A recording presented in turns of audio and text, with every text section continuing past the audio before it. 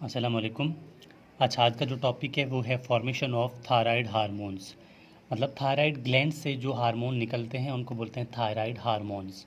ये होते हैं दो, एक है T3, दूसरा है T4। देखिए, थायराइड ग्लैंड या थायराइड हार्मोन को पढ़ने से पहले हमें पता होना चाहिए कि इसकी फंक्शंस क्या हैं। थायराइड जो ग्लैंड है, थायराइड ग्लैंड, ये प्रेजेंट कहाँ पे है? ठीक है, ये प्रेजेंट होता है नेक के रीजन में।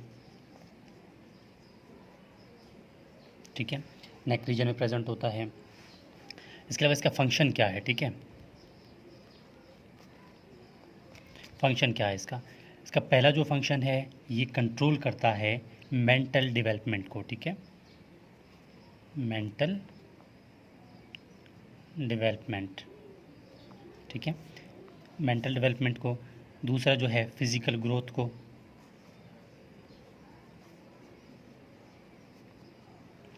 ठीक है, और जो तीसरा है ये बेजल मेटाबॉलिक रेट को कंट्रोल करता है। ठीक है,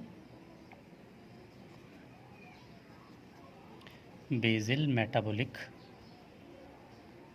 रेट इसको कंट्रोल करता है। अब जो ये थायराइड ग्लैंड है, ठीक है, वो इस शेप का होता है। ठीक है, ये इस शेप का थायराइड ग्लैंड होता है जो कि प्रेजेंट होता है नेक रीजन में। ठीक है, ये जो इन दोनों मतलब जो दो लोब्स को जोड़ रहा है ना, इसको एक स्पेशल नाम देते हैं, इसको बोलते हैं इस्थमस। ठीक है, इसको इस्थमस बोलते हैं जो कि इन दोनों को जोड़ता है। अब ये जो थायराइड ग्लैंड है, ये जो हम कहते हैं ना कि सेल जो है बेसिक यूनिट है और लाइफ का बेसिक यूनिट है। तो थायराइड ग्लैंड्स के जो सेल्स होते हैं वहाँ उनको बोलते हैं फॉलिकल्स।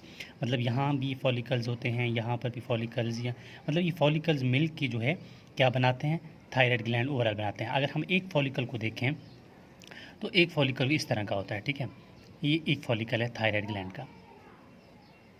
ठीक है, ये क्या होते हैं, ये एपिथेलियल सेल्स होते हैं जो कि क्यूबाइडल एपिथेलियम होते हैं। ठीक है, ये किस तरह होते हैं कि ये मैंने जूम करके एक आपको बता दिया ना, तो यहाँ हज़ारों मतलब जो क्यूबाइडल एपिथेलियम जो है वो क्या बनाते हैं, थायराइड ग्लैंड का एक बेसिक यूनिट यही है, यही फॉलिकल सेल है। ठीक है, इसको क्या बोलते हैं, फॉलिक्यूलर सेल। ठीक है, किसका, थायराइड ग्लैंड का। अब ये जो थायराइड ग्लैंड का फॉलिकल जो मैंने यहाँ पर बताया, अब इसको ये जो है, अब इसके जो हार्मोन्स हैं वो कैसे बनेंगे, सिर्फ ये जो पोर्शन मैं बता रहा हूँ ना, इस पोर्शन को जूम करके हम आपको बता देंगे कि कौन सा किस तरह मतलब जो T3 T4 जो है वो बन जाता है। देखिए, मैं सिर्फ इस पोर्शन को ले रहा हूँ। ठीक है, ये जो पोर्शन है, इस पोर्शन को, क्योंकि ये तो बाहर वाली मेम्ब्रेन है, बेजल मेम्ब्रेन है, इसके अंदर जो है ये ल्यूमन है, और इसकी ल्यूमन वाली जो मेम्ब्रेन है इसको बोलते हैं ल्यूमन मेम्ब्रेन भी बोल सकते हैं, इसको एपिकल मेम्ब्रेन भी बोलते हैं। ठीक है, तो मैं यहाँ पर सिर्फ उसी मेम्ब्रेन को बना रहा हूँ, ये जो है इस चीज़ को बना रहा हूँ। ठीक है, सिर्फ इस मेम्ब्रेन को बना रहा हूँ ताकि समझ आ जाए। ठीक है, सिर्फ आप ये समझे कि मैंने इस चीज़ को लिया है। ठीक है, बाकी यहाँ पर जो है, यहाँ क्या है, ल्यूमन है। ठीक है, बाकी मैं इस तरह कर रहा हूँ ताकि आपको मज़ीद ईजीली हो जाए। ये ल्यूमन है। ठीक है, अंदर की तरफ ये जो है, ये छोटा एरिया आपको नज़र आ रहा है ना, ये एरिया वही है। सिर्फ मैंने इस सेल को ले लिया है, सिर्फ इसी सेल को हम देखेंगे कि किस तरह जो है वो हमारे पास क्या बन रहा है, T3 और T4 बन रहा है। अब सबसे पहले क्या होता है कि यहाँ पर हमारा जो GIT है, ये हमारा स्टमक है। ठीक है, स्टमक है। क्या होता है कि स्टमक में हम लोग क्या लेते हैं, हम लोग फूड लेते हैं, अपना डाइट लेते हैं। ठीक है, डाइट लेते हैं, डाइट से हमें क्या मिलता है, हमें आयोडाइड मिलता है। ठीक है, डाइट से हमें क्या मिलता है, आयोडाइड मिलता है। ये आयोडाइड जो है जैसे ही स्टमक से बाहर मतलब जो ये जो स्टमक है ना, स्टमक ये जो एरिया बचता है इनको क्या बोलते हैं, इंटरस्टिशियल एरिया। ठीक है, इंटरस्टिशियल एरिया। ठीक है, अब ये जो इंटरस्टिशियल एरिया है, तो आयोडीन जो है ये हमारे GIT से निकल कर इंटरस्टिशियल एरिया में आ जाता है, ये आयोडाइड। ठीक है, ये आयोडाइड यहाँ पर पहुँच गया। अब आयोडाइड जो है यहाँ पर आप ये समझें कि अगर 100% आयोडाइड आ रहा है, ठीक है, तो 80% जो है, 80% यहाँ से रिमूव करके स्मॉल इंटेस्टाइन से लेकर फिर रीनल सिस्टम में चला जाएगा, यूरिन से पास होकर बॉडी से निकल जाएगा। अब जो 20% है वो डिफ्यूज़ करके इंटरस्टिशियल स्पेस पे आ जाएगा, ठीक है, जो कि यहाँ पर है। अब यहाँ क्या होता है कि ये एरिया जो है इस मेम्ब्रेन को क्या बोलते हैं, जो कि ये वाली मेम्ब्रेन है, ठीक है, ये बाहर वाली मेम्ब्रेन, इसको बोलते हैं बेसल मेम्ब्रेन, बेसल मेम्ब्रेन। अब ये वाला जो मेम्ब्रेन है इसको बोलते हैं एपिकल मेम्ब्रेन, ठीक है, ये जो अंदर वाला है ना, ये वाला ल्यूमन वाला, इसको एपिकल मेम्ब्रेन भी बोलते हैं, इसको ल्यूमिनल मेम्ब्रेन भी बोलते हैं, ठीक है। आप इसको एपिकल मेम्ब्रेन समझें। अब ये आयोडाइड जो यहाँ पर आया है, अब इसने आगे क्या करना है कि मूव करके जाना है यहाँ पर सेल के अंदर, ठीक है, सेल के अंदर जाएगा, सेल के अंदर के बाद ल्यूमन में चले जाना है इसने। अब आयोडाइड को सेल के अंदर लाने के लिए यहाँ पर हमारे पास प्रेजेंट होता है आयोडिया, यहाँ पर एक पंप होता है, ठीक है, आयोडाइड पंप उसको बोलते हैं, ताकि ये आयोडाइड पंप क्या करे, आयोडीन को अपने अंदर ले ले, ठीक है। एक जगह पे नहीं होता, यहाँ पर बहुत सारे आयोडाइड पंप होते हैं, ठीक है। तो ये आयोडाइड पंप क्या करते हैं कि इस आयोडीन को अपने अंदर ले लेते हैं, तो आयोडीन जो है इसके अंदर आ जाता है। जैसे ही ये आयोडीन अपने अंदर इसके अंदर आएगा, ठीक है, यहाँ पर जैसे ही अंदर आएगा, यहाँ पर आगे मूव करेगा, तो यहाँ पर ये परमीएबल है, आयोडीन यहाँ से कोशिश करेगा कि मैं ल्यूमन के अंदर चला जाऊँ, लेकिन ल्यूमन के अंदर ये नहीं जा सकता। क्यों? क्योंकि यहाँ एक इंजाइम प्रेजेंट होता है, वो इंजाइम जब तक इजाज़त ना दे तो ये आयोडीन जो है वो आगे कन्वर्ट ने मतलब ल्यूमन में नहीं जा सकता। तो यहाँ पर एक बेहतरीन एक ही बहुत ज़्यादा इंपॉर्टेंट इंजाइम यहाँ पर मौजूद है, जिसको हम नाम देते हैं थायराइड पर ऑक्सीडेज इंजाइम, ठीक है, थायराइड पर ऑक्सीडेज इंजाइम, थायराइड पर ऑक्सीडेज इंजाइम।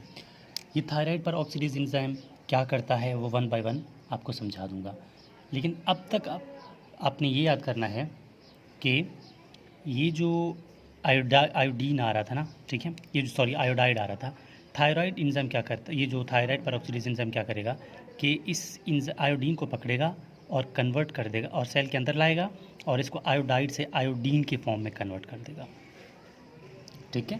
पहला एंजाइम का जो ये फंक्शन है हमें समझ आ गया कि ये आयोडाइड था, आयोडाइड को इस एंजाइम ने पकड़ा और सेल के ल्यूमन के अंदर ले गया और किस में कन्वर्ट कर दिया, आयोडाइड से आयोडीन के फॉर्म में कन्वर्ट कर दिया, ठीक है, ये कन्वर्ट हो गई।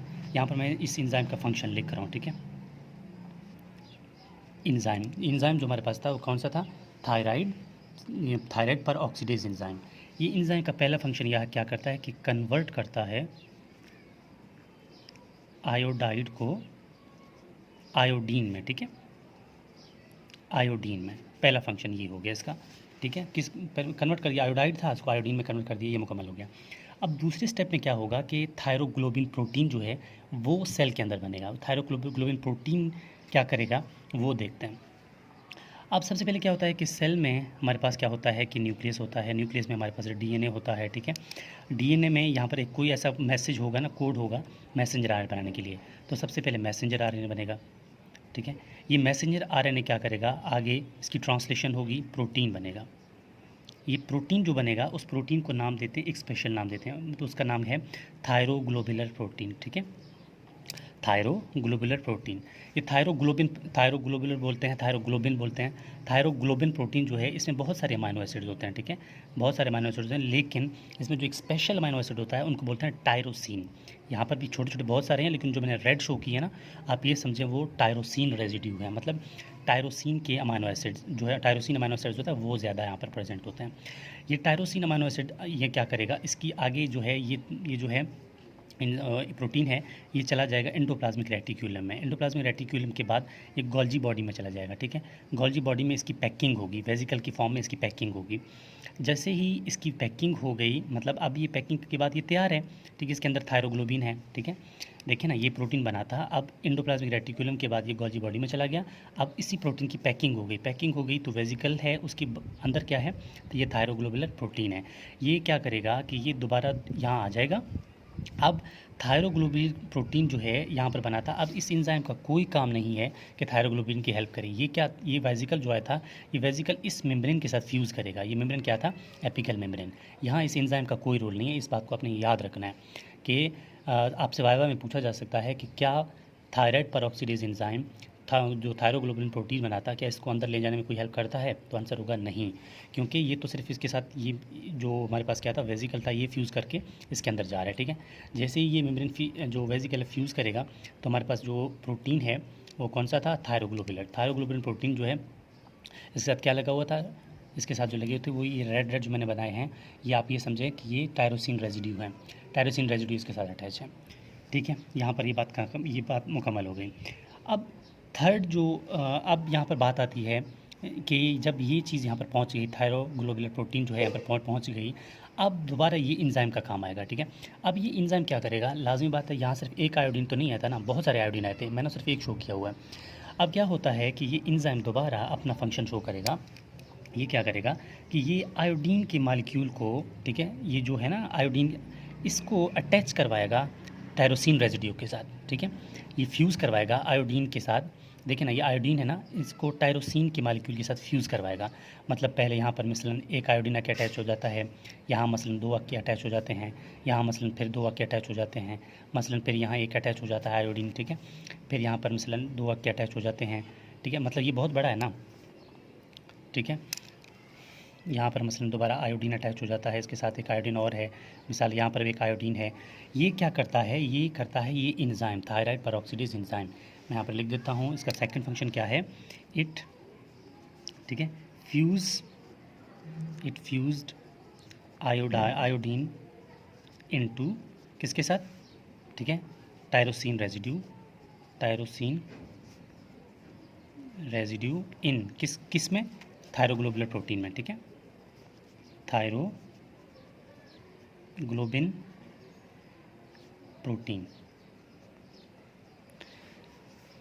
देखिए ना क्या बना था कि हमारे साथ ये थायरोग्लोबिन प्रोटीन था, इसके साथ जो क्या थे? टायरोसिन रेजिड्यू थे। आयोडीन जो है इस एंजाइम की वजह से इसको बोलता है कि यार आप जाके इनके साथ अटैच हो जाओ। अब क्या होता है कि जैसे ही ये अटैच हो जाएंगे ना, तो ये हमारे पास क्या है? एक आयोडीन है, तो ये 2 हैं। जब एक ये है, 2 ये हैं, तो 3 बनेंगे, तो इसको हम बोलते हैं ट्राई आयोडीन, ठीक है। तो इसको T3 बोलेंगे। अगर एक मेरे पास मसलन 2 ये हैं, ठीक है, 2 ये हैं, ये जब जमा होंगे ये क्या बनेगा? T4 बनेगा। अब ये आगे कैसे हो रहा है? अब तीसरा स्टेप है इसका, इसी एंजाइम का। ये एंजाइम क्या करता है? पहले स्टेप में इसने क्या किया कि आयोडाइड को आयोडीन में कन्वर्ट कर दिया, पहला फंक्शन। दूसरा फंक्शन आयोडीन को अटैच करवाया ये टायरोसिन रेजिड्यू के साथ। तीसरा स्टेप ये है कि ये जो आसपास के जो टायरोसिन मालिक्यूल है ना, ये 2 ये हैं, एक आयोडीन ये है ना, इनको बोलेगा कि यार आप दोनों फ्यूज़ हो जाओ। पहले ये है ना और दूसरा ये है ना, इनको बोलेगा आप दरम्यान में फ्यूज़ हो जाओ। जब ये फ्यूज़ होंगे तभी तो हम इनको बोलेंगे ना कि 2 ये हैं, एक ये है। जब ये फ्यूज़ हो जाएंगे तो अब इसको T4 बोलेंगे। 2 ये हैं, 2 ये हैं। जब ये दोनों फ्यूज़ हो जाएंगे तो उसको T4 बोलेंगे। तो ये T3 T4 है, तो मतलब T3 + T4 ये हार्मोन कहाँ पर बने? यहाँ पर आके जो हमारे पास जो ल्यूमन है वहाँ पर बने। लेकिन एक चीज़ आपने याद रखना है कि एक वर्ड बुक में यूज़ हुआ है कोलाइड, ठीक है। जब क्या होता है कि हमारे पास आयोडीन जब अंदर आ जाता है और थायरोग्लोबिन भी अंदर आ जाता है, तब उसी दोनों को मिलाकर बोलते हैं कोलाइड, ठीक है। इसीलिए इसको एक नाम देते हैं कोलाइड। बाकी जब ये T3 T4 यहाँ पर प्रेजेंट होता है, फिर जब ब्लड को कोई ज़रूरत पड़ती है T3 और T4 की, तो ब्लड जो है, ब्लड से यहाँ पर आसपास आर्टरीज जा रही हैं, तो ये ब्लड से डिफ्यूज़ होकर दोबारा यहाँ से बॉडी में चला जाता है। तो यहाँ पर बात कंप्लीट हो जाती है कि T3 और T4 किस तरह बनते हैं।